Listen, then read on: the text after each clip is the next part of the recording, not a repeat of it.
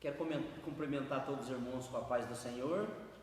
Amém. Quero cumprimentar também aqueles que estão em casa, nos seus lares, no seu trabalho, com a gloriosa paz de nosso Senhor Jesus Cristo. Amém. Quero dizer que é motivo de grande alegria estarmos mais uma vez na casa do Senhor para aprendermos a sua palavra. Então é motivo de alegria toda vez que se encontramos na casa do Senhor, aonde Deus ele tem coisas maravilhosas para nos conceder. Neste momento estaremos fazendo uma oração e já dando início à nossa escola bíblica dominical semipresencial. Estamos orando e já dando sequência à nossa escola. Oremos. Eterno e soberano Deus, obrigado, ó Pai, por esta riquíssima oportunidade a qual tem nos concedido nesta manhã de domingo, estarmos na Tua casa para adorarmos, aprendermos a Tua palavra. Senhor, ser com cada irmão que aqui se encontra nesta manhã, aqueles que estão nos seus lares, estão no seu trabalho, estão conectados conosco. Senhor, derrama as bênçãos dos céus, continua sustentando a Tua igreja, o Teu povo, Teus filhos, que estão diante de Ti neste momento. Nós Te pedimos e agradecemos neste momento por esta riquíssima oportunidade de estarmos na Tua casa, em nome de Jesus. Amém. Jesus. Irmãos, hoje nós estamos dando sequência à nossa escola bíblica dominical na lição de número 5. Hoje é 3 de maio de 2020. A lição de número 5 traz por título a nossa lição: Libertos do pecado para uma nova vida em Cristo. Estamos estudando esse segundo trimestre de 2020 a carta do apóstolo Paulo aos Efésios, a igreja eleita e selada com o Espírito Santo da promessa. Hoje também nós temos a participação do nosso cooperador e professor Ismael, da classe de jovens, também que vai ter a sua participação juntamente conosco. Pai do Senhor. Então, vamos ter essas duas participações. Ele também vai trazer aqui um assunto da lição dos jovens, que está sendo tratada também sobre o livro de Josué, a terra prometida, a conquista.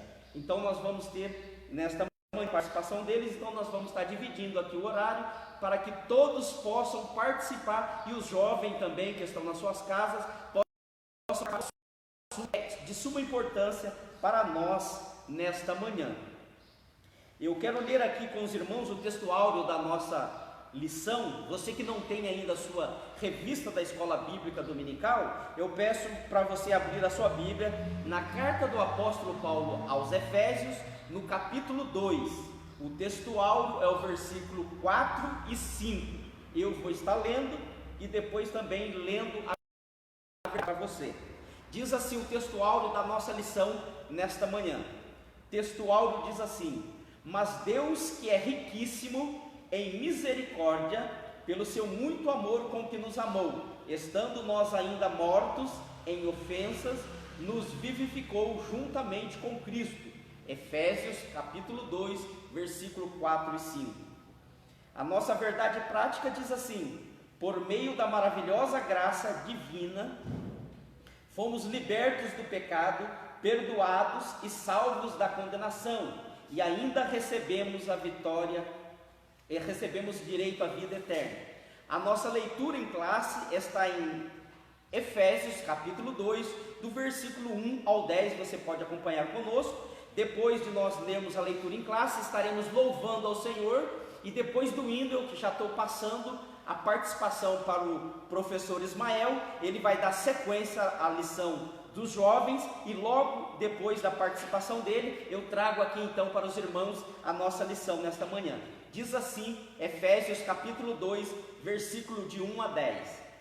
E vivificou, estando vós mortos em ofensas e pecados, em que noutro tempo andaste, segundo o curso deste mundo, segundo o príncipe das potestades do ar, do espírito que agora opera nos filhos da desobediência, entre os quais todos nós também antes andávamos nos desejos da nossa carne, fazendo a vontade da carne e dos pensamentos, éramos por natureza filhos da ira, como os outros também.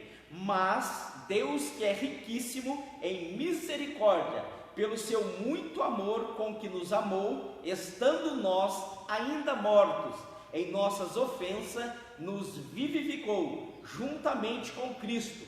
Pela graça sois salvos, e nos ressuscitou juntamente com Ele, e nos fez assentar nos lugares celestiais em Cristo Jesus, para mostrar nos céus, nos séculos vindouros, e abundantes riquezas da sua graça, pela sua benignidade, para conosco em Cristo Jesus, porque pela graça sois salvos, por meio da fé. Isso não vem de vós, é dom de Deus, não vem das obras, para que ninguém se glorie, porque somos feitura sua, criado em Cristo Jesus, para as boas obras, as quais Deus preparou para que andássemos nela.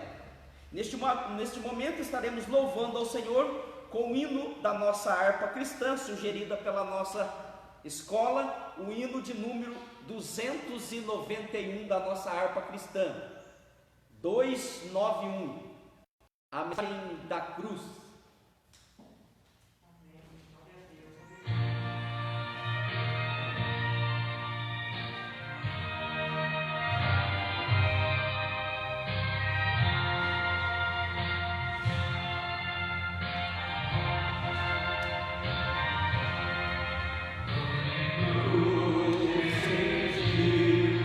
Aleluia.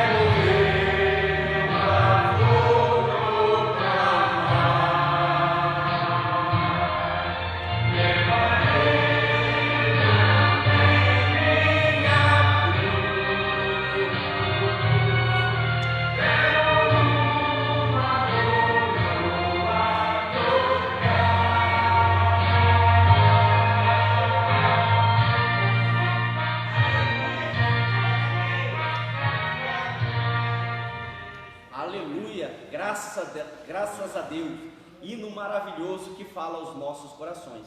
Neste momento eu quero passar para o nosso professor Ismael, já dar sequência à revista dos jovens. Aleluia. Gostaria de cumprimentar a todos com a paz do Senhor Jesus, aqueles que se encontram aqui na nossa congregação. Amém. Também aqueles que nos escutam através das mídias sociais, aqueles que estão observando, assistindo essa transmissão através do Facebook, através do YouTube. Cumprimentar a todos com a nossa rica paz do Senhor Jesus.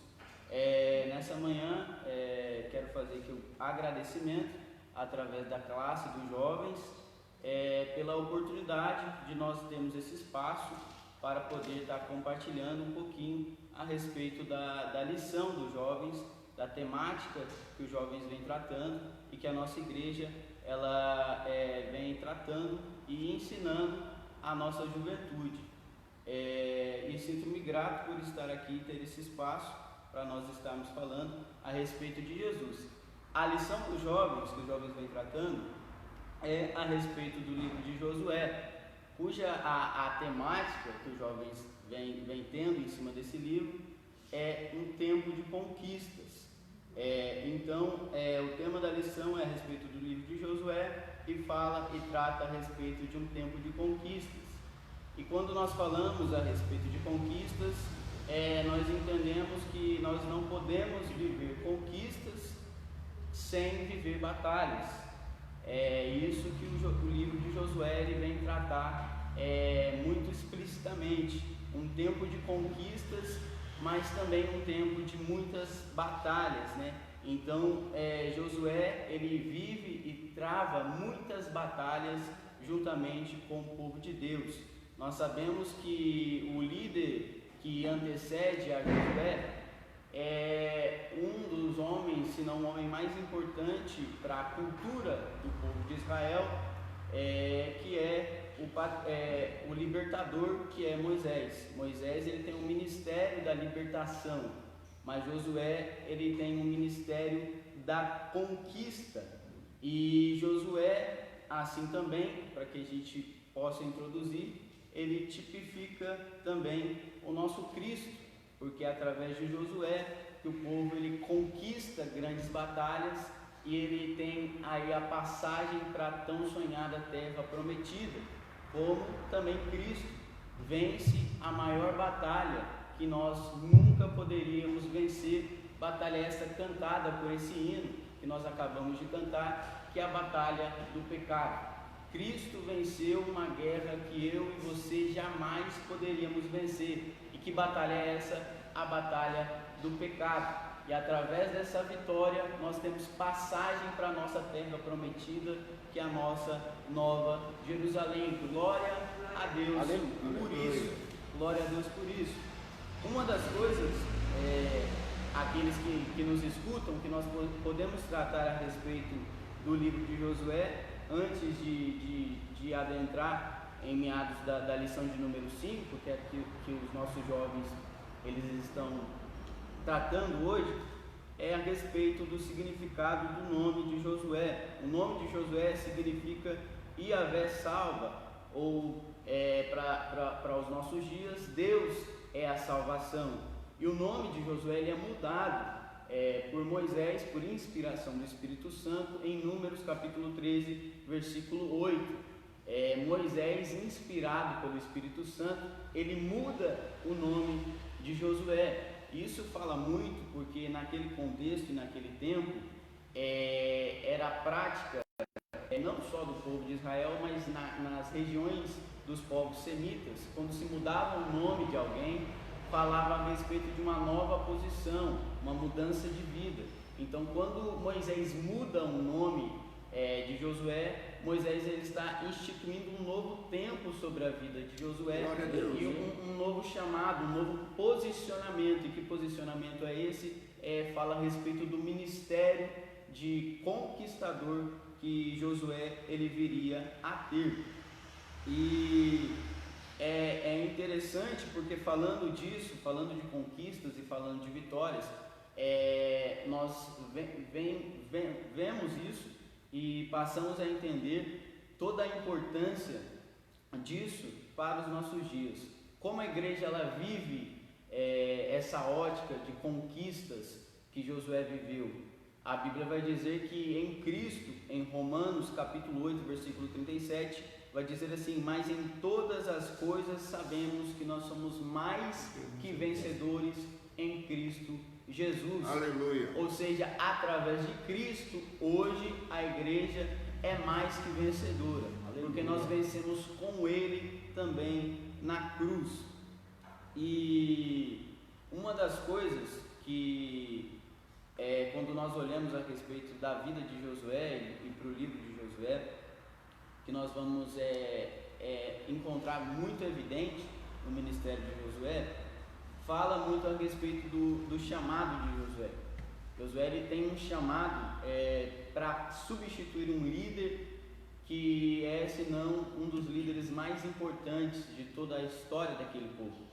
Josué ele tem um chamado para substituir alguém que marcou a história, alguém que foi um instrumento muito grande de Deus para a mudança de um povo.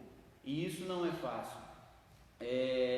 Josué ele é o marco de um novo tempo na vida do povo de Israel. O povo que ele havia saído do Egito e passa 40 anos peregrinando no deserto, agora ele tem a necessidade de um novo líder.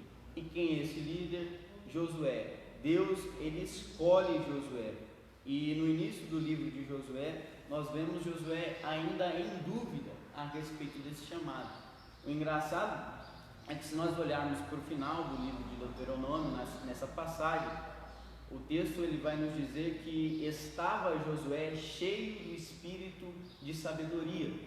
Isso nos chama muita atenção e fala muito conosco, porque Josué ele não se torna cheio do espírito de sabedoria a partir do momento que Moisés morre. Josué estava cheio do espírito de sabedoria. Aleluia. Então fala de alguém que ele não se torna cheio porque surgiu uma oportunidade. Ele não se torna cheio porque surgiu uma vaga. Ele não se torna cheio porque ele vai ter a chance de ocupar agora o cargo de liderança. Não, ele já estava, ou seja, ele já vivia uma vida em prática, ele já vivia uma vida em busca. Então ele não se mantém cheio pelo fato de ter apenas uma oportunidade, mas ele se mantém cheio para ter uma vida com Deus. Isso é muito latente para os nossos jovens, porque nós aprendemos com isso que nós não devemos apenas buscar a Deus por oportunidades, nós devemos buscar a Deus para manter uma vida com Deus. Aleluia, glória a Deus. Um contato diário com Deus.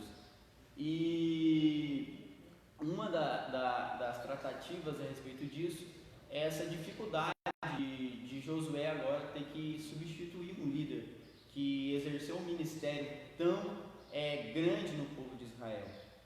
E uma das coisas que marca esse cenário e a vida de Josué é que Josué ele servia Moisés diretamente.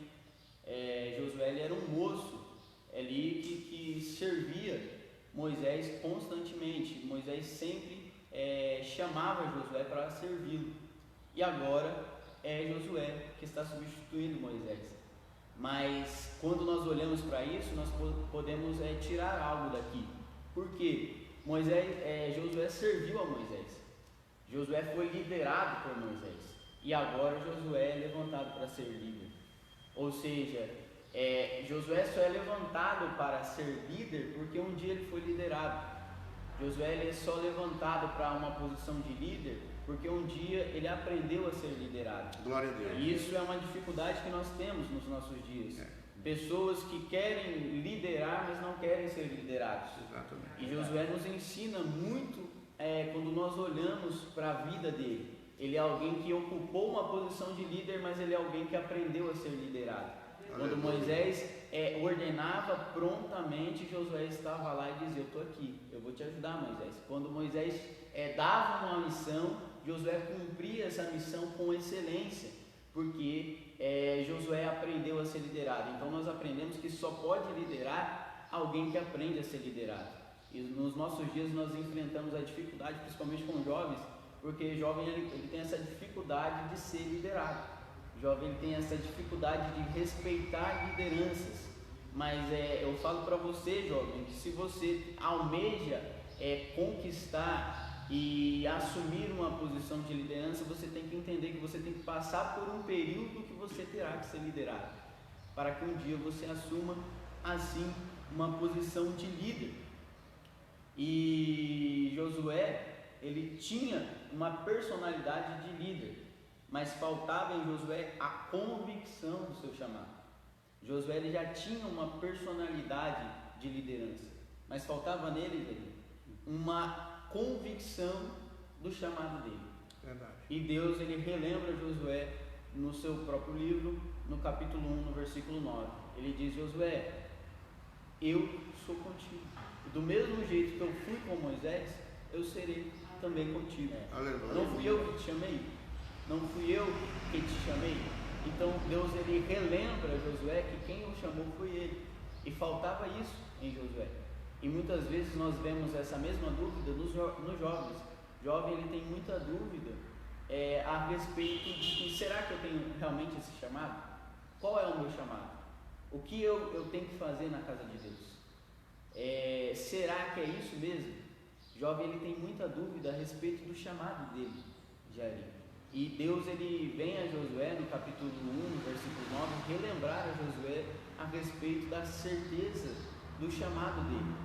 Muitas vezes uma pergunta que soa a respeito dos jovens é muito disso. Muitas vezes ele tem um chamado, mas ele sente que ele não tem uma vocação para esse chamado. E aqui está um ponto que nós temos que diferenciar. A vocação ela é diferente do chamado. Existem pessoas vocacionadas, por exemplo, a isso que nós estamos fazendo aqui, a falar. Tem gente que fala muito bem, com muita naturalidade. Tem gente que tem facilidade para se comunicar. Tem gente que tem facilidade para liderar. É um líder por natureza. Nós vemos o exemplo de Pedro na Bíblia. Muito antes de Jesus ele comissionar a Pedro, dizendo: Pedro, apacenta as minhas ovelhas. Pedro ele já se mostrava e se destacava no meio dos discípulos porque ele era um líder nato. Era sempre ele que era o primeiro a se posicionar. Era sempre ele que estava à frente dos demais discípulos. Na ocasião que Jesus está caminhando sobre as águas e que está todos desesperados, é ele que toma a voz. Então é sempre Pedro que é o líder, porque Pedro tinha uma vocação à liderança. Aleluia. Mas a vocação ela é diferente do chamado. Por quê? Porque a vocação ela depende de um chamado. Eu posso ser vocacionado, mas não ter um chamado. E a minha vocação sempre dependerá do meu chamado. Só que o chamado ele não depende da vocação. Existem homens na Bíblia Sagrada que talvez não tinham vocação, mas tinham chamado. É o caso de Jeremias, que fala muito com os jovens. Jeremias, quando ele é chamado, ele diz: Deus, eu sou pequeno e nem sei falar. E Deus estava chamando ele para ser profeta. O que o profeta precisa fazer?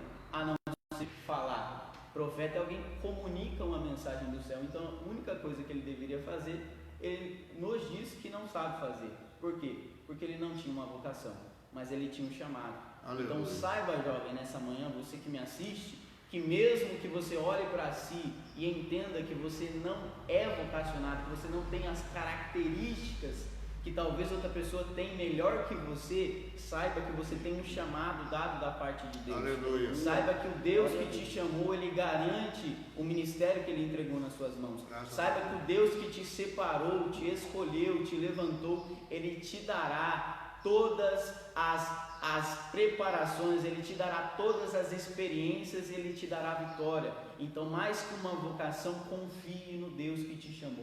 Mais que uma vocação, confie naquele que te escolheu. Aleluia. Mais que talvez você olhe para outra pessoa e diz: aquela pessoa é melhor que eu. Talvez você olhe para alguém e diz: aquela pessoa faria melhor que eu. Mas entenda que quem te chamou foi Deus. Aleluia. E quem te chamou garante o ministério que colocou nas suas mãos.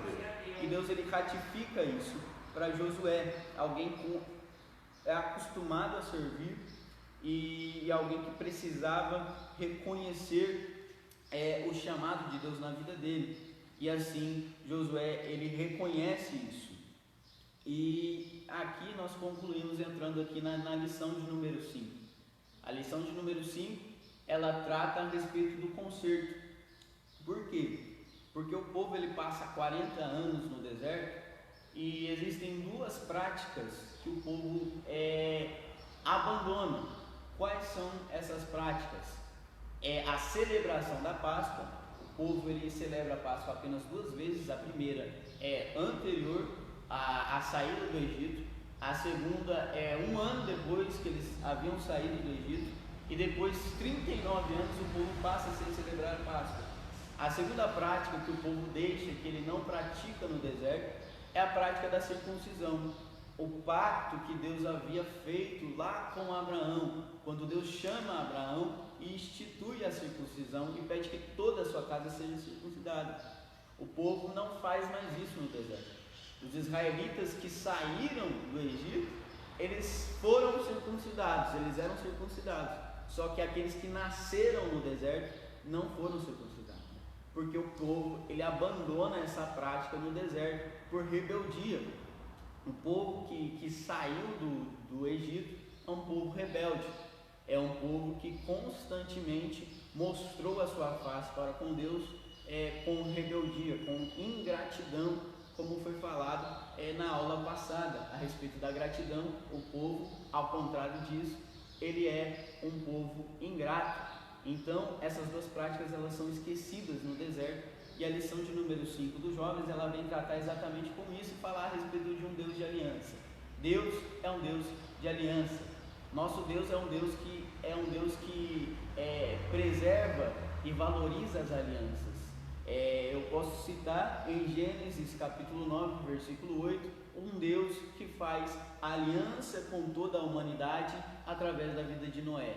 Deus é um Deus de aliança. Eu posso citar em Gênesis capítulo 15, versículo 8, um Deus que faz aliança através da vida de Abraão. Glória a Deus. Eu posso citar um Deus que faz aliança e relembra a aliança em Êxodo capítulo 2, versículo 24. Deus relembra a aliança que ele havia feito. Eu posso citar um Deus que ele institui e pede que seja lida novamente a aliança em Deuteronômio, capítulo 4, versículo 23. Ele diz a Moisés que relembra ao povo da aliança que ele havia feito, porque Deus é um Deus de aliança. E mais do que isso, em Hebreus capítulo 12, versículo 24, esse Deus, ele relembra a igreja agora, a aliança que ele faz através de Jesus Cristo, como mediador da aliança com Deus para com a igreja. Aleluia. Porque o nosso Deus é um Deus de aliança, e glórias a Deus por isso. Glórias a Deus porque ele faz essa aliança para conosco através da vida de Jesus Cristo.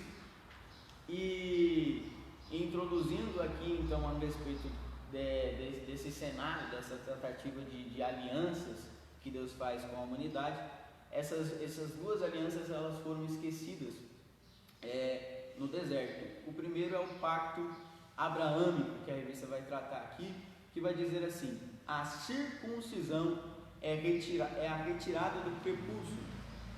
Entretanto, muito mais do que uma conduta de saúde, a circuncisão aqui estudada era a prática em forma de ritual dos hebreus e trazia em seu conteúdo não concretizado, não a concretização de uma aliança, mas a resposta humana ao concerto firmado pelo Senhor com o patriarca Abraão. Era, portanto, um ato de obediência e fé, que deixava uma marca na carne, capaz de distinguir os israelitas dos demais povos. Aleluia. A circuncisão era realizada através de uma faca de pedra, embora naquele tempo já existissem inúmeros instrumentos, mas não o ferro, haja vista que eles vivessem na idade do bronze. Então a circuncisão era uma marca na carne, para que aquela marca servisse através de aliança. Entretanto, algo que nos chama a atenção aqui é que o povo que sai do Egito é um povo que tem essa marca na sua carne, mas não tem essa marca no seu coração. O povo que sai do Egito, ele é marcado com essa marca, mas ele não tem o coração circuncidado. Ou seja, o coração do povo que sai do Egito não tem aliança com Deus. O coração do povo que sai do Egito não valoriza a aliança. Verdade. Com Deus. O coração do povo que sai do Egito, ele é um coração rebelde. Entretanto, por outro lado, o povo que cresce e que nasce no Egito durante esses 40 anos é um povo que aprende a viver isso em seu coração. Por quê? Porque é um povo que cresce tendo experiências com Deus. Imaginem vocês que me assistem, aqueles que estão aqui, vendo uma criança, vendo desde criança uma nuvem uma coluna de fogo que os aquecia durante a noite e uma nuvem que pairava durante o dia. Imaginem vocês, crianças crescendo, vendo o maná caindo do céu. Então, o povo que cresce no Egito, no deserto, é um povo que aprende a viver da dependência de Deus. Eles não têm a marca na carne, mas eles têm a marca no seu coração. Aleluia. Por outro lado, o povo que saiu do Egito não tem a marca na carne, mas não tem a marca no seu coração.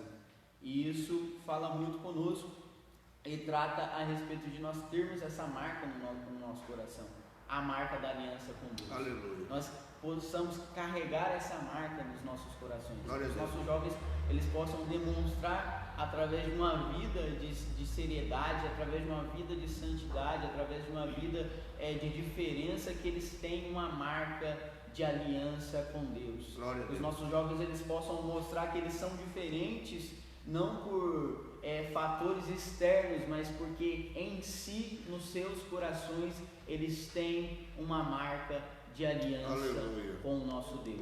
É por isso que um jovem cristão ele é diferente, porque no seu coração ele tem a marca de Jesus Cristo. Graças a Deus. E aqui o comentarista da lição ele vai dizer assim: a circuncisão produzia uma marca de autoridade e comunhão, por demonstrar que Deus aceitava uma alma para adorá-lo. Então a circuncisão também era uma marca de autoridade. Também nós vamos perceber que a circuncisão também era necessária para que um homem fosse guerreiro. Um homem que quisesse ser um guerreiro, ele necessitaria de ser circuncidado. Não poderia ser alguém que não fosse circuncidado. É por essa razão que quando Davi ele chega no arraial da guerra ali, no livro de Samuel, ele pergunta: quem é esse incircunciso para afrontar o povo do Senhor? Por quê? Porque os guerreiros deveriam ser circuncidados. E o texto bíblico, ele vai dizer no capítulo 5 de Josué, no versículo 8, ele vai dizer assim a respeito desse fato: e aconteceu que, acabando de circuncidar toda a nação, ficaram no lugar no arraial até que sararam. E disse mais o Senhor: Josué, hoje eu removi sobre vós o opróbrio do Egito, porque o nome daquele lugar se chamou Gilgal até o dia de hoje. Então, a partir do momento em que o povo é circuncidado, Deus remove deles o opróbrio do Egito, e ele dá um nome para aquele lugar, e o nome daquele lugar passa a ser Gilgal, porque naquele lugar Deus removeu o opróbrio do Egito. Ou seja, nós também temos um Gilgal na nossa vida, Jairinho. Nós também temos um Gilgal na nossa vida, para aqueles que me ouvem. E qual é o nome do nosso Gilgal? O nome do nosso Gilgal se chama cruz. O nome do nosso Gilgal se chama Calvário. No Calvário, Deus retirou da humanidade o opróbrio do pecado. No Calvário, Deus retirou da humanidade o opróbrio do Egito. Toda a carga do pecado foi retirada lá na cruz. Então, a cruz é o nosso Gilgal. É na cruz que Deus retirou de nós essa carga do pecado. E glórias a Deus por isso, porque nós temos também um Gilgal na nossa vida. A igreja tem o seu Gilgal na cruz de Cristo, porque na cruz de Cristo Deus retirou o opróbrio do Egito, do pecado da humanidade. Então o Gilgal ele é um lugar de aliança, tá? Deus não queria apenas a circuncisão do prepúcio, mas a circuncisão do coração. Gilgal foi um local de renovação da aliança do Senhor, onde há também uma ambiência de comunhão com Deus, unidade de propósitos entre os israelitas. O doloroso ato da circuncisão em uma população adulta foi difícil, a ponto de terem ficado retidos em um lugar até sararem. Em Gilgal, os israelitas foram restaurados, como também na cruz a humanidade foi restaurada, e glória a Deus por isso. O Senhor disse que estava revolvendo naquele dia o opróbrio do Egito, elevando o povo a um patamar de excelência diante dele. Não se tratava, obviamente, do opróbrio da escravidão imposta pelos egípcios, nem dizia respeito aos vexames e os escárnios que os israelitas suportaram, ou mesmo as condições degradantes. A vergonha e o vexame e a desgraça eram devido às atitudes pecaminosas dos hebreus diante de Deus durante a caminhada pelo deserto. A murmuração e a dureza do coração fizeram com que milhares morressem no deserto. Deus removeu o opróbrio em Gilgal e reestabeleceu a dignidade e ponto de partida para um novo capítulo na história do seu povo. O fato dos hebreus submeterem-se novamente ao Senhor enquanto nação, aceitando serem circuncidados pela fé. Agora, o povo de Israel andou de acampamento em acampamento por 40 anos no deserto, inóspito, no qual não havia água.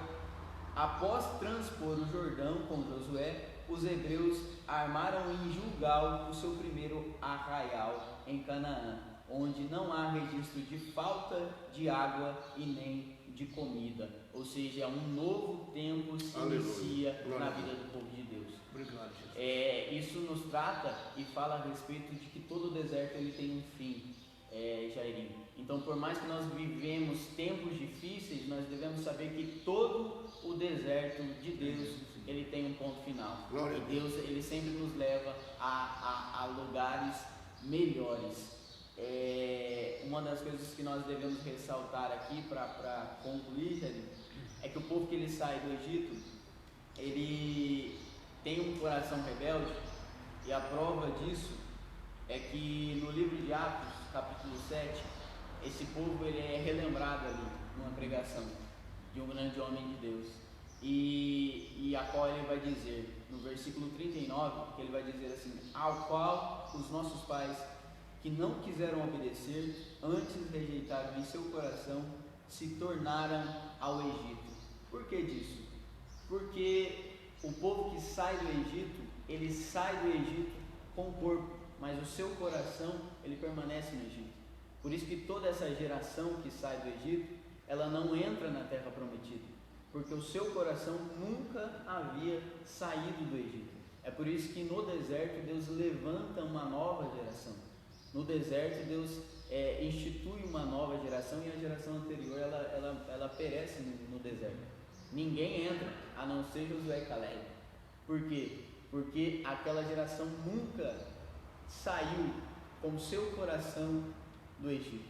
Que nós possamos tomar atitude diferente. Aleluia. Que nós possamos nos desvencilhar do Egito. Verdade. Que nós não venhamos a ter os nossos corações no nosso passado do Egito. Que nós venhamos ter os nossos corações fundamentados Aleluia. no novo momento. Glória a Deus. Por mais que o deserto ele seja difícil, por mais que o deserto ele seja um período difícil nas nossas vidas, que nós venhamos a nos confiar em Deus e colocar o nosso coração em Deus. Aleluia. Eu sei que não só os nossos jovens, mas como toda a nossa nação, ela passa por tempos difíceis, e que nós venhamos entender que esse deserto ele vai chegar ao fim, que esse deserto ele tem um ponto final, e que Deus tem uma nova terra, um novo tempo para a nossa nação. E a outra tratativa, além da circuncisão, é a Páscoa. Algo que nos chama muita atenção é que quando o povo sai do Egito, o povo celebra a Páscoa. Quando o povo está prestes a entrar na terra prometida, o povo também celebra a Páscoa. E Jesus, antes de morrer, Jesus também celebra a Páscoa. Glória. Ou seja, nosso Deus é um Deus de detalhes. Aleluia. Nosso Deus é um Deus de memória. O nosso Deus é um Deus que aponta para tudo a respeito de Cristo. E eu dou glórias a Deus por isso quando nós louvamos. respeito da mensagem da cruz, porque ele fala muito disso. Deus ele aponta constantemente para o Cordeiro que salvaria o mundo do pecado. Ao conquistar a terra, Deus aponta novamente ao Cordeiro de Deus que salvaria o mundo do pecado. Que nós venhamos entender que existe uma nova Jerusalém preparada para nós nos céus. Nosso pastor pregou aqui recentemente a respeito de céu. Que nós venhamos entender que existe um céu preparado por nós e que esse céu ele foi conquistado pelo nosso conquistador, o nosso Josué, que é Cristo Jesus. Então que isso possa estar cravado nos nossos corações. A Páscoa foi estabelecida em memorial perpétuo, mas o Senhor preferiu suportar a ausência dessa celebração 39 anos, tanto pela incircuncisão dos pretensos adoradores, quanto pela incapacidade deles de cumprir a liturgia determinada. Agora, depois da circuncisão em massa, o Senhor autorizou a celebração da Páscoa.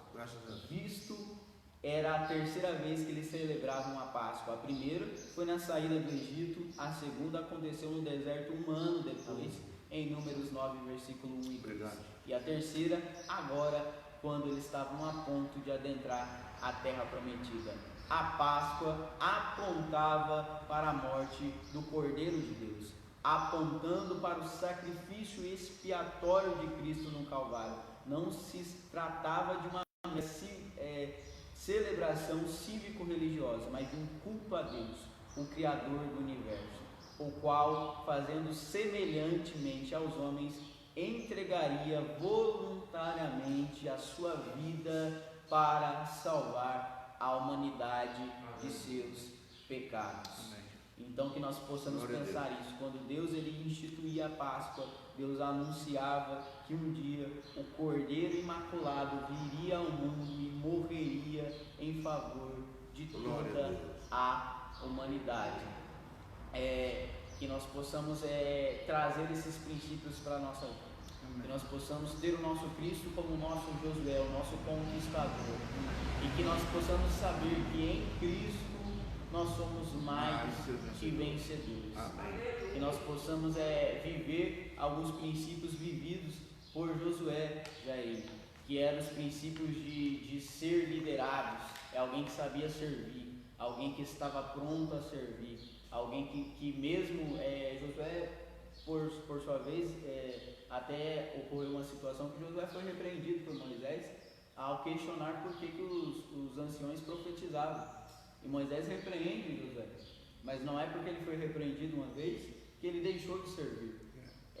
Muitas vezes isso acontece com os nossos jovens, né? Às vezes a gente tem que repreender os nossos jovens e às vezes eles se desanimam, né? Eu não vou fazer mais porque meu líder chamou minha atenção. Não vou fazer mais porque o professor da escola dominical chamou minha atenção. Mas Josué, ele nos mostra que ele é repreendido, mas ele continua a servir o Senhor. Então que isso não seja motivo de nós deixarmos de servirmos a Deus. Que nós possamos servir como Josué serviu. Para que um dia que Deus ele faça como fez na vida de Josué. Nos coloque a liderar, nos coloque a servir, nos coloque a ser um instrumento na obra de Deus. Para concluir essa parte e tudo que foi falado aqui a respeito da lição dos jovens, nós vamos concluir a respeito dessa lição que fala a respeito da circuncisão e a respeito da Páscoa, que diz assim: os hebreus precisavam fazer a sua parte no concerto com Deus. Infelizmente, contudo, na maior parte do tempo andavam de maneira desobediente, razão pela qual não puderam celebrar a Páscoa por 39 anos após a saída do Egito. Porém, com a confirmação pela fé da aliança abrâmica, com a circuncisão, o opróbrio do Egito foi removido, a Páscoa. E o opróbrio do Egito foi removido e a Páscoa foi celebrada novamente. E Israel estava apto a tomar posse das promessas divinas. Ou seja, só depois de tudo isso, Israel estava apto a tomar posse das promessas divinas. Quer dizer, o povo que saiu do Egito também era um povo que tinha uma promessa sobre a sua cabeça, mas aqui a gente aprende algo que eu preciso falar para os jovens, que eu preciso tratar para aqueles que me escutam e para a nossa juventude.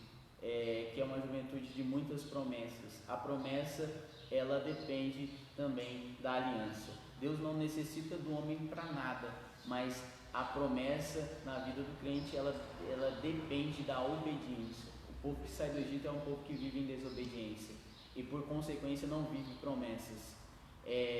O povo que sai do Egito é um povo que tem que passar 40 anos, mas é 40 anos Deus tentando fazer com que aquele povo ele vivesse uma vida de obediência, e aquele povo é um povo de Deus perfeito. Então, para você, jovem, que tem promessas, saiba que você tem que viver uma vida de obediência para viver as promessas de Deus.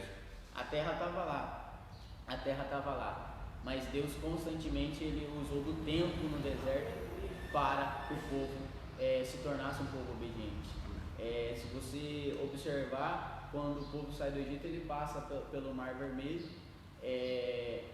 e ali é um ato que Deus mostra a sua glória, mas também é Deus levando o povo por um caminho mais longe, né? Quando Abraão vai para o Egito, Abraão não passa pelo mar. Quando José sobe ao Egito na caravana dos ismaelitas, José não passa por nenhum mar. Quando Jacó sobe com sua família para o Egito, eles não passam pelo mar. E ali, quando o povo sai do Egito, ele tem que passar pelo mar. Deus levando o povo por um caminho mais longe, para que o povo ele aprendesse a ser obediente a Deus. Deus dando tempo ao povo, porque Deus nos dá tempo. E muitas vezes nós achamos, Deus ainda está preparando o que Ele tem para mim. Não, Deus não está preparando. Deus já tem preparado. Deus, diferente de nós, Ele é alguém que quando Ele começa, Ele já termina, né? O homem ele tende a preparar algo, ele leva tempo a preparar alguma coisa. Deus não, Deus quando Ele começa, Ele já terminou. Em Gênesis disse Deus, haja luz e houve luz, ou seja, começou e já acabou. Então as promessas de Deus, jovem, na sua vida, elas já estão preparadas, só que você precisa viver em obediência para viver as promessas de Deus na sua vida. Então tem essa lição para a sua vida nessa manhã. Vamos buscar uma vida de obediência com Deus, para que nós possamos viver promessas de Deus na nossa vida. A promessa ela depende da obediência. Então viva uma vida de obediência com Deus, até nós chegarmos na nossa terra prometida, que é a nossa nova Jerusalém. E assim eu concluo a lição dos jovens, não tomando muito tempo, para que a gente venha aprender um pouquinho mais com a lição dos nossos adultos. Amém? Deus abençoe. Amém. Sou grato pela oportunidade. Deus abençoe o professor Ismael por essa palavra sobre referência ao livro de Josué. Irmãos, retomando o nosso assunto aqui da lição, para a gente já concluir a nossa lição da lição de número 5, é o capítulo que a gente está tratando nesta manhã, é o capítulo 2 de Efésios. O capítulo 2 de Efésios, ele continua linkado no capítulo 1 da lição de domingo passado, onde a gente aprendemos, só para rememorar os irmãos, onde aprendeu quando o apóstolo Paulo, ele se coloca em oração, pedindo a Deus iluminação, para os irmãos entenderem, iluminação da grandeza do poder de Deus que operou na vida da igreja de Éfeso. E ele continua no capítulo 2, linkado ao capítulo 1, que nós estudamos domingo passado, do versículo 15 ao 23, e o capítulo 2 é uma continuação que a gente aprendeu sobre a iluminação. Depois que ele falou daquele poder que ele usou para ressuscitar a Cristo, que estava acima de todas as potestades, ele vai mostrar aqui no capítulo 2 que esse mesmo poder é o poder que Deus usou para nos ressuscitar, que estávamos mortos nos nossos pecados e delitos. Então, o capítulo 2 de Efésios, ele trata um assunto bem complexo na questão doutrinária, nos mostrando a nossa situação antes de conhecermos a Cristo e a nossa situação depois de conhecermos a Cristo. É isso que ele vai tratar no capítulo 2, do versículo 1 ao 10. Ele vai trazer uma radiografia da humanidade sem Deus, e depois ele vai mostrar que somente através de um poder poderoso, um poder, aquele mesmo poder que ressuscitou a Cristo, é o poder que nos ressuscita do pecado. A nossa lição diz assim: nesta presente sessão da Epístola aos Efésios, apresenta relevantes aspectos doutrinários da salvação. Nela o apóstolo descreve, o que ele descreve?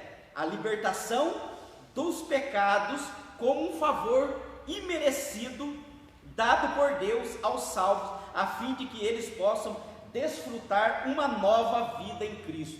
Então ele vai mostrar que esse ato que Deus realiza no coração de todo ser humano que foi rendido pelo Evangelho é um poder, é um favor imerecido, um ato disponível de Deus através do seu amor. Então é algo sobrenatural que poderia interferir na vida do ser humano sem Deus, porque se não fosse esse poder sobrenatural, jamais o homem poderia ter um encontro com Deus. Mas através desse poder de Deus, hoje nós somos novas criaturas. Hoje nós somos nascidos de novo. Estamos aqui nesta manhã porque este poder ele operou na nossa vida. Graças a Deus. Então ele mostra aqui em rápidas palavras a antiga natureza do ser humano antes de encontrar com Cristo. Ou seja, ele vai mostrar aqui a condição de todo ser humano que ainda não teve um encontro com Cristo. Ele começa assim: no início da epístola, o apóstolo Paulo lembra que antes da regeneração, ou seja, antes do novo nascimento, antes de nascermos de novo, estávamos mortos em ofensas e pecados. Éramos por natureza filhos da ira, ou seja, éramos condenados à ira, éramos por natureza filhos da ira. Nós éramos condenados ao pecado, porque o pecado nos separou de Deus. Mas como assim? Porque no momento que os nossos representantes, a gente já estudou no trimestre passado, quando eles pecaram, Adão e Eva, lá no jardim do Éden, o homem ele foi separado da sua comunhão com Deus. Então todo ser humano que nasce, ele já nasce com essa natureza pecaminosa, que é o pecado original. Então, por natureza, o ser humano, ele é inimigo de Deus, ele está distanciado de Deus, mas agora em Cristo, ele recebe nova vida. Nossa condição anterior, qual que era a nossa condição? E ele pontua aqui, e nos vivificou, estando o quê? Vós mortos em ofensa e pecado. Aí ele traz a definição de ofensas e pecado. Quem éramos nós? Qual que era a nossa situação antes de encontrarmos com Cristo? E ele traz a luz aqui para nós no versículo 1, 2 e 3. Qual que era a nossa condição antes de se encontrarmos com Cristo? Ele diz, o primeiro versículo, a palavra ofensa, que ela traz do grego o significado paraptoma, tem o sentido de falso em falso e de forma deliberada. E também tem o termo para pecado, que é a dia, o qual se descreve aquele que erra o alvo. Em vista disto, o homem em sua natureza decaída é diagnosticado como morto. Então ele traz um diagnóstico da condição do ser humano antes de se encontrar com Cristo. Ele está morto nos seus delitos e pecado, ou seja, na sua ofensa e pecado, que é a mesma palavra. Então ele vai mostrar a nossa condição.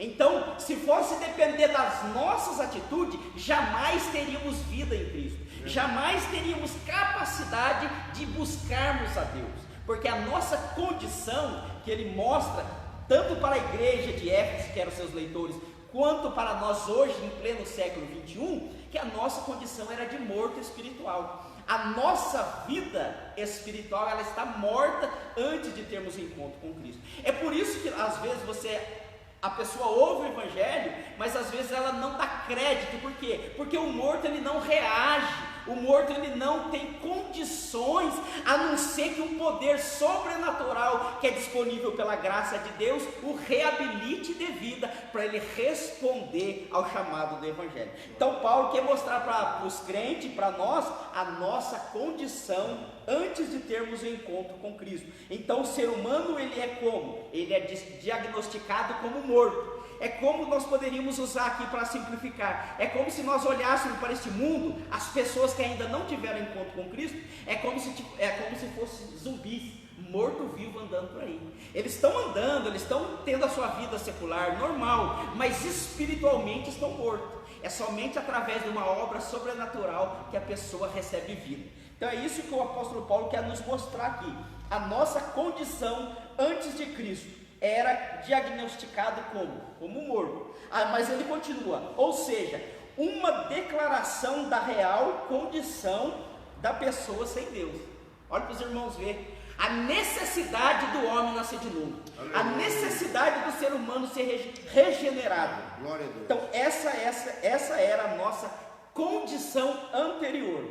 O conceito é de morte espiritual, provocado pelo quê? Pelo pecado, que separa o homem de Deus. Isaías vai relatar, Isaías 59, que o que nos separa de Deus é o pecado. O pecado ele é tão grave que ele nos distancia de Deus. O pecado é tão grave que ele nos trata aqui como mortos em nossos pecados e delitos. Então, o homem que inevitavelmente separa o homem de Deus. Tiago também vai relatar sobre a condição do ser humano sem Deus. Tal como um corpo inerte, ou seja, sem movimento, um corpo inerte é que não tem movimento, ele não responde aos estímulos que ele é estimulado. Então, o corpo inerte, a natureza pecaminosa impede o homem de ouvir e obedecer a voz de Deus. Quem assim vive, está morto enquanto vive. Então, é um morto-vivo andando ainda, aquele que não se encontrou. Então, essa é a nossa realidade, essa é a nossa condição. Essa é a condição do ser humano total. Todos nós estávamos mortos no nosso pecado e delito. Mas o que eu acho interessante, o que o apóstolo Paulo ele vai pontuar, do versículo 1 e o 2, é que depois, quando chega no versículo 4, a gente vai chegar no versículo 4, é que essa situação daqueles que tiveram encontro com Cristo, ela é modificada, ela é transformada. Aí ele continua nos mostrando aqui, ofensas e pecado. O que é ofensas e pecado? Qual que é o significado da nossa condição como morto? E ele diz assim, a má conduta, em que noutro tempo andaste. Ele usa a metáfora de andar. Outro tempo, se nós temos encontro com Cristo, como que nós andávamos? Como que nós portávamos? E ele vai tratar isso daqui. É descrita por Paulo por meio de uma metáfora do ato andar. Refere-se o quê? Essa metáfora que ele usa refere-se às atitudes erradas e adotadas na vida da pessoa passada, do salvo antes de ter um encontro com Cristo. Ou seja, tudo aquilo que nós praticávamos antes de ter um encontro com Cristo, ele mostra nessa maneira da gente andar nos nossos pecados e delitos.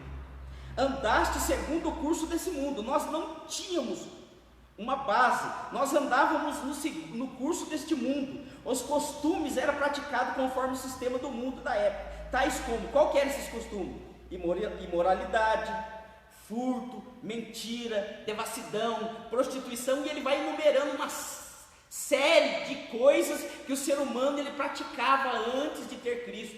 Ou seja, a nossa situação era deplorável, nós estávamos perdidos, estávamos caminhando para o inferno, nós estávamos caminhando em direção à condenação eterna. Então esse era o quadro caótico que nós nos encontrávamos. Aí ele continua, uma constatação de que o salvo não deve tomar a forma do mundo, relativizar o pecado e muito menos ajustar a maneira de viver do seu tempo, aonde Paulo vai retratar isso no capítulo 12 de Romanos, que não devemos andar conforme este mundo, não podemos entrar na forma do mundo, não podemos adequar a forma do mundo que quer nos colocar dentro de uma forma. Então ele vai mostrar aqui que a nossa natureza era caótica, não tínhamos esperança, não tínhamos vida. É a mesma coisa com uma pessoa quando ela é diagnosticada com câncer de pulmão ou com alguma doença incurável, o médico vai tirar a radiografia do pulmão daquela pessoa, principalmente se ela for fumante, e se estiver condenado já, ele vai falar, o seu pulmão já está condenado, está tudo manchado, já foi corrompido pelo câncer. Assim é a condição do homem sem Deus, você já está condenado, o raio-x está demonstrando que você já está condenado. Aleluia. Não tem mais solução para você, mas ele vai continuar aqui no versículo 4, que a situação ela é revertida. Vamos lá, vamos correr um pouquinho aqui. Andaste segundo o curso deste mundo, andaste também segundo o príncipe da potestade do ar. Além de nós andarmos segundo o curso deste mundo, também nós andamos segundo o príncipe da potestade do ar. Quem que é esse príncipe da potestade do ar? que agora opera no filho da desobediência. E ele vai retratar aqui uma alusão a Satanás, que exerce autoridade sobre todos os pecados do mal. Paulo ele trata várias vezes aqui sobre a nossa luta. Ele vai tratar no capítulo 6, que não temos que lutar contra a carne nem o sangue, mas a nossa luta é contra as hostes espirituais. Ou seja, está fazendo alusão que o homem sem Deus, ele está também andando no curso da potestade do mar, desse poder do ar, desse poder sobrenatural, que nós não vemos a olho nu. Nós não conseguimos enxergar esta hoste operando, porque ele é uma hoste espiritual, não é contra a carne. Mas ele traz aqui, indica que os agentes malignos, olha para os irmãos ver, têm a capacidade do quê? De influenciar os homens desobedientes e incrédulos. Então esse poder que às vezes muitas pessoas subestimam, né? Muitas pessoas, não, acham que não, mas há uma força demoníaca operando, há uma força, um sistema neste mundo que não podemos enxergar. Mas aqui o apóstolo Paulo fala, ainda que este poder ele possa influenciar as pessoas, ainda que esse poder possa induzir as pessoas, mas ele diz assim, mas adiante na carta Paulo alerta que a nossa luta não é contra tais seres do mal. Contudo, não é necessário temer. Por que não é necessário o crente temer? Porque Deus exaltou a Cristo acima de todos esses poderes. Aleluia. Ou seja, ainda que eles são poderosos, porque nós não podemos subestimar o poder do inimigo, mas nós não devemos temer e achar que nós não vamos conseguir, porque Cristo foi exaltado acima, e se nós ressuscitamos com Cristo, nós também participamos daquilo que Cristo realizou por nós, é o que aprendemos domingo passado.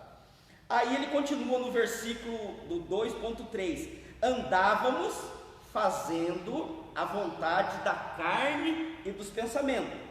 Refere-se o que? A inclinação para fazer o mal, algo inerente, algo que está dentro de nós, é a nossa natureza adâmica que está no nosso ser, ela está impregnada, como o pastor falou, é inato do ser humano, está impregnado, é inerente ao ser humano, a natureza humana. Está lá em Gênesis capítulo 6, versículo 5, aonde diz que as pessoas são continuamente más.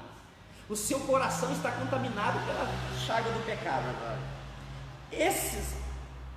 Estão incluídos aqui os pensamentos pervertidos, a prática de todos os desejos desordenados da carne, tais como o resultado éramos filhos da ira, isto é, condenado e desprovidos do favor divino. Olha a situação do homem sem Deus, olha a situação da humanidade sem Deus.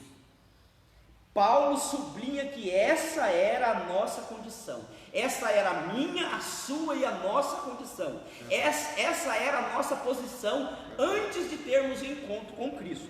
Verdade. Mas entretanto, aprove ao Pai, aprove a Deus nos eleger, glória a Deus, e nos predestinar para filhos de adoção. Aleluia. Daqui em diante ele começa a reverter a situação. Aqui ele mostrou que sem a graça de Deus nós não poderíamos nos salvar, estávamos condenados à perdição. E se você olhar esse texto de Efésios, do versículo 1 a 3, e você abrir a sua Bíblia aí, na carta do apóstolo Paulo, em Romanos, do capítulo 1, do versículo 18 até o capítulo 3 e versículo 20, você vai ver que a situação do ser humano, independente se ele é gentio, se ele é judeu, é a mesma. Todos pecaram e destituídos estão da glória de Deus. Não há quem busque a Deus, não há quem faça o bem. Então essa era a situação do ser humano. Essa é a situação que Paulo quer mostrar para quem? Para os seus leitores, os crentes de Éfeso, que antes dele ter um encontro com Cristo, a situação deles era essa. A situação do ser humano é essa. Mas não para por aí. O tópico 2 da nossa lição vai dizer que nós fomos vivificados em Cristo. Por isso que o versículo 1 diz assim: e vos vivificou, vos deu vida, estando vós mortos em pecado, em ofensa, em delito. Então, a partir do versículo 4, a situação do ser humano ela muda quando tem um encontro com Cristo. Aí, quando chega no capítulo 4, Paulo vai inverter a situação daquele que tiver um encontro com Cristo. Aí é onde ele diz: mas Deus,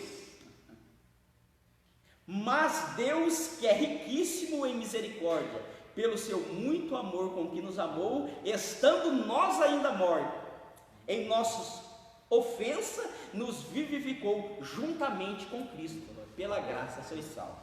Então aqui ele vai agora constatar a nova posição nossa em Cristo, como nós estamos hoje. Aí ele começa: por ato de bondade e misericórdia, estando nós ainda mortos em pecados, Deus imensamente nos amou, por isso nos vivificou por meio da sua graça, alcançados pela misericórdia e o amor divino. Ao constatar a situação da humanidade sob a ira de Deus, Paulo passa a descrever os atos divinos de amor e de misericórdia que alteram o quadro caótico da raça humana. Aí ele começa a descrever, começando com uma conjunção adversativa: mas Deus. Aí muda toda a situação. Aleluia. Mas Deus toma a iniciativa e nos muda a nossa condição em Cristo. E qual que é a nossa condição que nós passamos agora? O apóstolo declara exultante: mas Deus, que é não misericordioso, mas riquíssimo em misericórdia, e pelo seu não amor, mas muito amor que nos amou. Aí ele demonstra aqui o tamanho da misericórdia e o tamanho do amor de Deus. O que eu acho interessante aqui é que ele não olhou nada que pudéssemos fazer. Ele tomou essa atitude com um ato do seu amor e da sua misericórdia. Aleluia. E nos aprove a Deus, sermos novas pessoas. Aleluia. A carta dos Efésios ensina que, ao prover à humanidade um meio de escape da merecida ira, Deus não se mostra apenas misericordioso. Deus não só se mostra misericordioso com o ser humano, mas abundante misericórdia. Por quê? Essa riquíssima misericórdia procede do seu muito amor com que nos amou. A Bíblia enfatiza que foi a magnitude desse amor que motivou a nossa salvação. João 3 vai mostrar de cores bem vívidas para nós, porque Deus amou o mundo de tal maneira que deu espontaneamente o seu Filho, para que todo aquele que nele crê não pereça, mas tenha vida eterna. Olha a imensidão e o tamanho de Deus, que é incalculável através do ser humano. Ele não exigiu nada de nós, ele apenas nos amou e proveu para nós o substituto, que era seu Filho. Aquilo que nós merecíamos, ele colocou na conta do seu Filho, que é Jesus Cristo. Então é motivo hoje de você glorificar o nome do Senhor, porque não precisou nada que nós fizéssemos para que ele se voltasse para nós. E eu quero aqui já pontuar que ele fala sobre a sua graça. Ele vai falar aqui o conceito de Deus nos amar, alcançou ainda estando nós mortos. Isso significa que não éramos merecedores desse amor, mas que mesmo assim ele nos vivificou juntamente com Cristo. Esta frase quer dizer que hoje nós nascemos de novo, nós estamos numa nova posição, fomos vivificados sem mérito algum. Tudo foi efetivado por meio do que? Da graça, o favor imerecido de Deus, exaltados por esta graça. Observe que a palavra juntamente aqui com Cristo, ele nos deu vida juntamente com Cristo, indica que Deus concede ao homem os mesmos benefícios alcançados por Cristo: a ressurreição, a vida eterna e o galardão nos céus. Assim, ao conceder tais bênçãos aos homens, Deus mostrou as abundantes riquezas do que? Da sua graça. Desse modo, ratificamos o que? Que a salvação e seus privilégios são conferidos pelo imensurável graça de Deus e o favor imerecido divino. Agora, concluindo a nossa lição, eu quero já fazer um resumo do tópico 3, falando que a salvação ela não vem de obras. Ou seja, Paulo vai ressaltar aqui, a partir do versículo 8 em diante, que esta atitude que Deus fez em nós não foi pelo aquilo que nós produzimos, como eu já falei. Não foi porque eu produzi obras dignas de arrependimento, não. Foi pelo ato imerecido de Deus, porque a graça de Deus, todos sabem, aqui é um favor imerecido. Ou seja, Deus demonstrou seu amor, nos usando desse ato imerecido. Ou seja, Deus não olhou para você e viu que você deveria fazer alguma coisa para receber essa vida. Não, Ele usou da sua graça, que é a palavra aqui, favor imerecido, né? Que no grego ela quer dizer charis ou charis, que quer dizer que o favor de Deus é imerecido. Ele mostra que a iniciativa para tornar possível a nossa salvação veio da parte de Deus, e é por meio da graça de Deus que Ele, através do livre-arbítrio, Ele capacita o pecador para que responda com fé ao chamado. Ou seja, quando a graça de Deus alcança o ser humano, Ele disponibiliza o livre-arbítrio, aí o ser humano ele responde com fé ao chamado do Evangelho. Por isso que quando você ouviu o Evangelho, a pregação do Evangelho, você teve condições de responder positivamente, porque a graça de Deus, ela te capacitou e te disponibilizou a você responder com fé e aceitar o Evangelho. Então ele conclui aqui dizendo que toda essa obra que Deus fez por nós, na cruz do Calvário, ela evidencia, depois disso então, que a nossa fé não é por obras, mas ele evidencia que depois que o crente é salvo, como que ele evidencia que foi salvo? É pelas boas obras. Então nós praticamos boas obras não para sermos salvos, mas nós praticamos boas obras porque demonstramos que somos salvos. Então esta é a evidência das boas obras na vida do cristão. Quando ele pratica boas obras, não é que ele está querendo alcançar a salvação ele já alcançou pelos méritos de Cristo, não pelos méritos humanos. Aí ele vai demonstrar como gratidão as boas obras. Aí eu vou evidenciar, é isto que Tiago trata na sua carta, quando ele diz que o salvo, ele pratica boas obras, não para ser salvo, mas para demonstrar a gratidão que Deus fez. Então eu quero te dizer nesta manhã, que é isso que Deus fez pela sua igreja eleita. Nós estávamos condenados ao pecado, a nossa situação era irremediável, não tínhamos merecimento de nada, não tínhamos merecimento da graça de Deus. Eu não merecia, você não merecia, nós não merecíamos, mas aprove a Deus nos amar e nos escolher como igreja eleita. Por isso que esta carta ela é brilhante, por isso que esta carta do apóstolo Paulo ela é tida como a rainha das epístolas, porque ele trata aqui a situação do ser humano, da igreja, ele trata do povo eleito, ele trata do povo escolhido, ele vai falar da situação dos gentios, porque terminantemente essa igreja era gentílica, ele era um povo que não fazia parte do povo judeu, que não era o povo da aliança. Mas Paulo quer mostrar aqui, em tons bem vívidos, que a lei, independente deles serem gentios, mas Deus os adotou, fez direito a eles serem filhos adotivos, filhos da herança. Então nós que estamos aqui nesta manhã, podemos glorificar a Deus, porque nós éramos gentios, nós éramos condenados, nós não tínhamos direito, porque nós não somos filhos de Abraão, mas aprove a Deus a escolher-nos através do seu Filho. Então você é um privilegiado nesta manhã que está aqui. Aprove a Deus que o amor que Ele demonstrou por nós foi um amor tão grande, que nenhum dinheiro do mundo, nenhuma capacidade nossa, nenhum ato de bondade nossa, nenhum ato que nós poderíamos fazer, jamais conseguiria aplacar o tamanho do amor de Deus. Um amor tão grande que é capaz de usar esse poder tão grande, que é o mesmo poder que usou para Cristo, para ressuscitar Cristo da sepultura. É esse poder que Deus usou para nos fazer novas criaturas. Hoje nós nascemos de novo, nós fomos regenerados, a nossa posição, nosso status com Cristo foi mudado porque o preço foi pago. E o que eu acho interessante no escritor, me fugiu agora a memória do nome dele, é que ele diz assim: ainda que foi de graça, ainda que a graça é de graça, mas ela não foi de graça, porque foi pago um alto preço. Foi uma outra pessoa que pagou em nosso lugar, foi Cristo. Aquilo que nós merecíamos, por isso que a Bíblia diz que Ele se fez pecado, porque aquilo que nós merecíamos como pecadores, Cristo se fez por nós. Por isso que quando Cristo morre na cruz, Ele imputa a sua justiça para nós. Aí nós somos justificados. Aí entra o plano da justificação. É os méritos de Cristo que é nos colocado na nossa conta. Por isso que diante de Deus, o ser humano pecador, ele é justo. Ele não se torna justo, ele é declarado justo.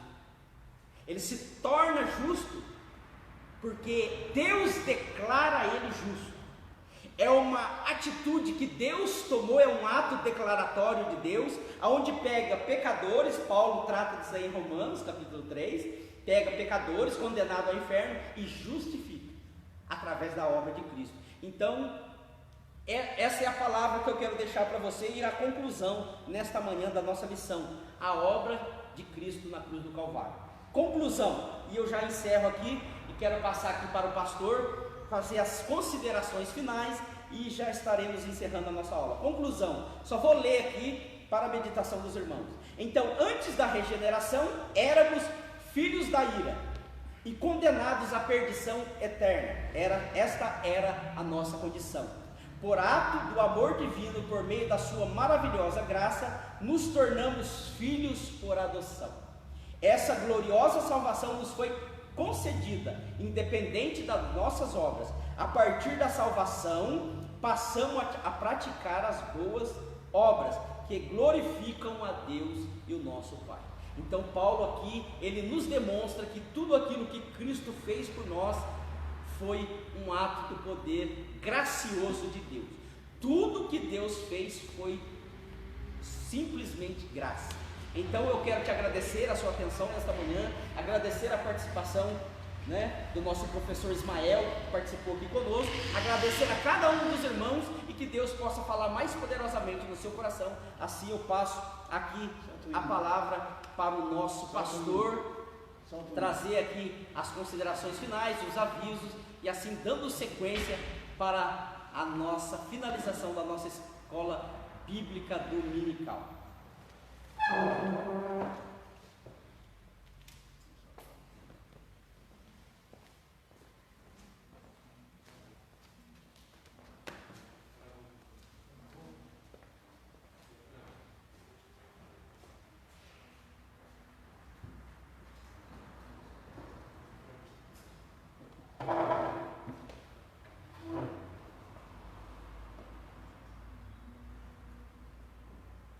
A paz do Senhor a todos os irmãos, irmãs, amigos e amigas, os que estão presentes aqui na nave da igreja e os que estão em suas casas. Como disse o professor Jairo e também o professor Ismael, estamos concluindo a escola dominical de hoje, nesse primeiro domingo de maio de 2020. Lições relevantes no que diz respeito à construção da fé, da estrutura espiritual de cada aluno, de cada irmão e de cada irmã. Eu quero ressaltar e convidar a todos para estarmos juntos à noite no nosso grande culto de adoração a Deus, onde com certeza vamos ter aqui uma mensagem especial para a sua vida, para o seu coração, para a sua família. Lembrando que esse evangelho que nós chamamos de evangelho adocicado, Esse evangelho adocicado que não muda as pessoas. Por essa razão, a lição de hoje dos adultos, como também a dos jovens, traz a posição de um evangelho que rompe e quebra os paradigmas que nos separam da graça e da glória de Deus. Com relação à lição dos jovens, a gente vê na pessoa de Josué o tipo de Cristo conquistador. E na lição de hoje, libertos do pecado, a gente observa que o homem natural diante de Deus é um cadáver, O homem natural diante de Deus é um cadáver. E um cadáver, ele não tem como se expressar, não tem como realizar os feitos. Por essa razão que o homem precisa de Deus, Quando o Evangelho chega, quando Jesus chega, a natureza velha é submetida à nova natureza, e daí o homem passa a ser um homem espiritual, não é? Que se roubava, não rouba mais, se falava mal dos outros, não fala mais. Por quê? Porque tem a presença do Espírito Santo na sua vida. Então esse evangelho adocicado, que não muda as pessoas, não é o evangelho original. O evangelho original é aquele que muda a vida das pessoas. Tem o antes de Cristo e o depois de Cristo. Antes de Cristo você é um cadáver. Depois de Cristo você é um ser que vai morar no céu, que vai com certeza viver a eternidade. Por isso eu quero louvar a Deus pelos professores, pela escola dominical, e convidar você, sua família, para o culto à noite, obedecendo todos os critérios da Organização de Saúde, que é de vir com as suas máscaras, não é sentar 2 metros distante um do outro, e se for família, pode até sentar junto, se for família, mas todo mundo com máscara. Assim que nós agradecemos pela oportunidade, declaramos uma bênção especial para a sua vida e desejamos que as bênçãos que enriquecem e não acrescentam dores estejam sobre você, sobre a sua família e na sua casa. Um grande abraço a todos e até a noite, se Deus assim os permitir. Deus abençoe a todos.